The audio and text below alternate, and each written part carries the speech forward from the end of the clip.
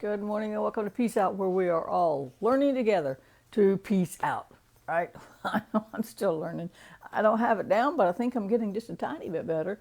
Not a whole lot, but a little bit better, right? Anyway, this week's book of the week is the Book of James Study Guide, and we've been looking at a different chapter or a different verse, I should say, of James each and every day. We've got one day left in the work week and one chapter left. I should find some more 5-chapter books. This has been kind of fun. And it's easy because I know where I'm going to get the scripture from. I don't have to think, what was I studying? What would be really good? Right?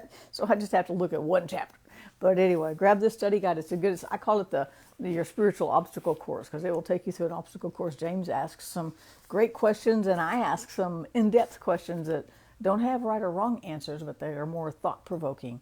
What do you think about this? What do you think about that, right? And what did James mean by, and does this apply today? Do we still have to do this, right? And things like that, that they just make you think about it. And that's when we start thinking about it, then we can get to the place where we can apply it. And that's when it is more powerful than we can even explain. You know, David said in Psalm 119, your word, I think it's verse 106, but I might be wrong.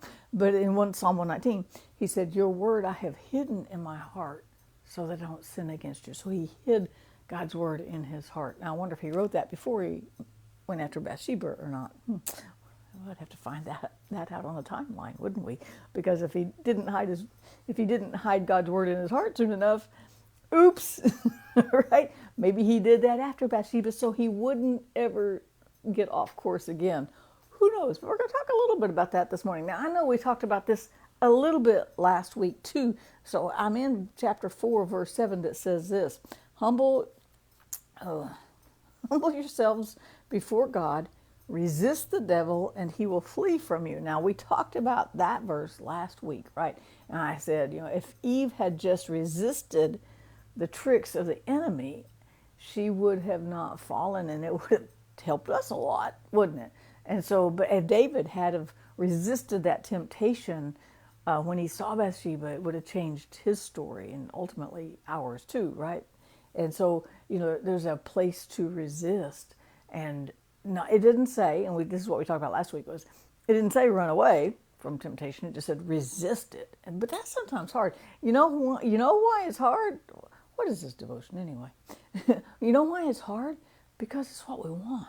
She wanted to eat from that one tree. She didn't have an ounce of resistance in her, right? She could have gone and asked Adam. He was standing right there. She could have gone back and talked to God about it. She could have said, let me think what he really said. Let me think about anything. But she said she saw the tree was good. It had nice fruit and it was going to make her smart, she thought. So she ate because she wanted it. David didn't even fight going after Bathsheba. He saw a beautiful woman. He was the king. He could have whatever he wanted, so he went and got it, right? And then he had her husband killed. He didn't even resist. But when we really want something, it's hard to resist, right? But that's okay because the next verse helps us learn how to put that resistance into play. Listen to this. Okay, so humble yourselves before God. That's part 1.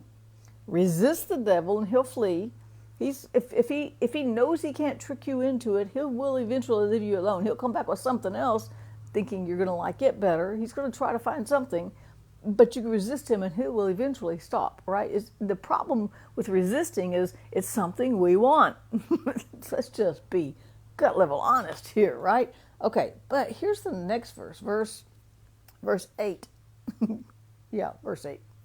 Draw close to God and God will draw close to you. Had Eve said, I'm going to go talk to God, had she gotten closer to God rather than the thing that was trying to distract her or stir up her desires to something evil, had she changed her desire from what looked good to what was good, the story would have been very different. We would have read a very different story in Genesis, right? And so, but she didn't draw close to God. She said, I think I know what he said. I think she didn't have that relationship with God. Now, I have to say, we know that he came and walked in the cool of the evenings, it says, and communed with them and talked with them, and they gave that away. Why wouldn't they just go draw close to him? That is our key to resistance. That's our key to resisting those things that are coming at us. Even up earlier in just chapter 4 over here in James, he's talking about there's quarrels and fights among us. We're arguing amongst ourselves and things because we want something and can't have it, right? And he's like, you're jealous of what others have and you can't get it, so you fight and you argue. And it's like, why don't you just ask God for it? And then he says, but you know what? If it's just for your own selfish pleasures, don't bother asking God for it, right? You just want what makes you happy. And that's our whole problem, right? Is that we want what we think makes us happy. But you know what? If we will resist the temptations of this life and we'll resist the things in life that we think we want, that we think looks pretty, like the tree in the garden, that we think are the forbidden fruits of life, if we'll resist those and draw close to God, we'll find something much more special. We'll find something much more of much more value. We'll find something, an intimacy and a depth in relationship, and something that weighs so much more in our hearts than a silly tree in a garden, right? Than looking at somebody else's wife or husband. I ain't looking at somebody else's wife. I just let y'all know that, right? Or looking at someone else's husband, or lusting after the things of the flesh, or trying to go make this flesh happy in some crazy way, because it never is satisfied. If we get what we want, we're just going to find something else to want. So if we shift that want to whatever God says, and whatever God says He has for us, then we'll find that are more satisfied with life. We'll find ourselves more comfortable in life. We'll find that no matter what, we've got God right here. We've got His Word in our heart. We've got that relationship. And here's the coolest thing. It says when we put that effort into get closer to God, develop that relationship with Him, take a deep dive into what He's got to offer in His Word, in this life, in the life beyond this life when we're gone, if we invest in that and we take that deep dive, it says we draw close to Him, He draws close to us. He reciprocates it. Isn't that awesome? He could just say, oh, you're almost there. Come on, come on, come on. Oh, a little to the left, a little to the right. No, 3 more steps, 4 more steps. Oh, go this way, go that way. No, it says when we draw close to Him, when we start putting in that effort to learn more about God, we start putting in that effort to get closer to God, He puts equal effort into it and He draws close to us. I love that about God. He doesn't leave us stranded. He doesn't leave us hanging. He doesn't leave us out there where we just feel like we almost get there but never quite get there. He meets us with the same effort we put into that relationship, and He's got so much more to offer. So this is how we're going to peace out. We're just going to think more about God today.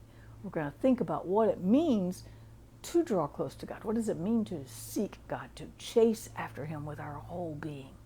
Because when we find ourselves doing that, we'll find that He's coming with the same velocity towards us from all around, because He's already here. He meets us with that same desire, that same strength, and that same effort, right? So today, draw close to God. He'll draw close to you, and that's why we're going to peace out. Peace out, you guys. Have a great day. I'll see you again tomorrow.